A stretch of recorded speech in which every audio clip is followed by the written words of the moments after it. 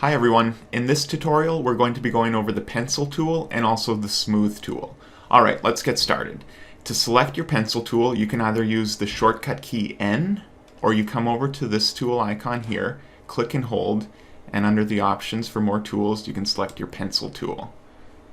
And to get your pencil tool options, you just want to double click on the icon and it'll bring up your pencil tool option menu. These should already be selected by default, but just in case, you want to make sure the keep selected is checked on. That will keep your paths that you're working on selected even if you let go of your mouse button. You also want to have your close paths when ends are within selected, and that will bring up the little circle icon that lets you close the path when you get close to the end. Also make sure edit selected paths is on, so that lets you go back to existing paths as long as they're selected and you can keep drawing on them. Up at the top here under fidelity, if you slide this more towards smooth, it's going to smooth out your paths more. So if your drawing is a little bit shakier, you're going to want to turn that up a bit. If you move it down towards accurate, the path will be more accurate to what you're drawing. I like to keep it somewhere in the middle. We'll go ahead and hit OK. Before I start drawing, I'm going to come down to my stroke icon, I'll double click it, and I'm just going to select a color that's a little bit easier to see.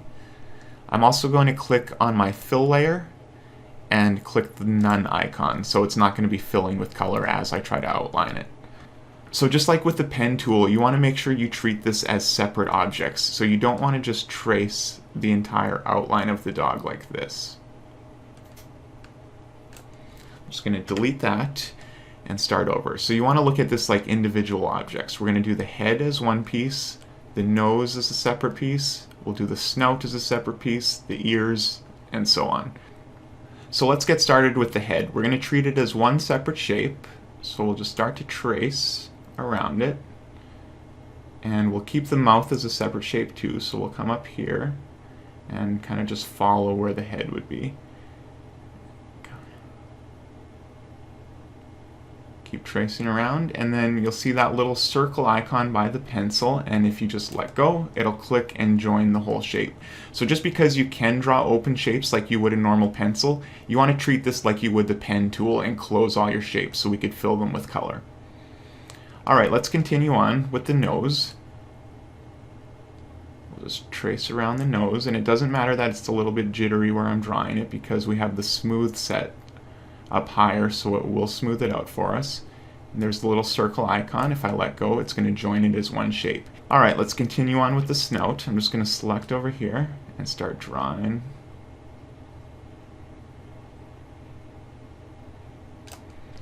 And we'll get this little highlight on the nose. And it doesn't matter if it's off like this either, because like with the pen tool, you can come back in with your direct selection tool and move these points around. Alright, I'll just continue on drawing with the ear here. And you can come in and get these little jagged shapes of the fur. Again, I'm not too concerned if I'm not following it exact, because I can come in and tweak it later. And we'll come up and close it. One of the options we made sure was checked was the Keep Path Selected option. So that means if you're drawing your path and you accidentally let go of your mouse, now we have this line that isn't closed. So you want to make sure it's a closed line, and so we want to come back and edit this. So it's still selected. We can come into one of the points here, and you'll see that little directional line icon by the pencil. When that is showing, you can just continue drawing along and come up till we see our circle to close it, and it continues on that existing path. So again, if you're drawing and you let go of your tool, it's going to keep it selected. But it also lets you edit paths that are deselected. You just have to make sure you select the path, grab your pencil tool, and you can come back and still edit that path. And we'll just close it up like that. Another great tool in here is the smooth tool. So if you click and hold on the tool icon and come down to your smooth tool, this will let you smooth out some of your paths. So you want to make sure it's selected. It won't smooth a path that's not selected. And you can just kind of follow along it, and it's going to smooth out your lines. So let's say I have a line here. It's kind of jittery.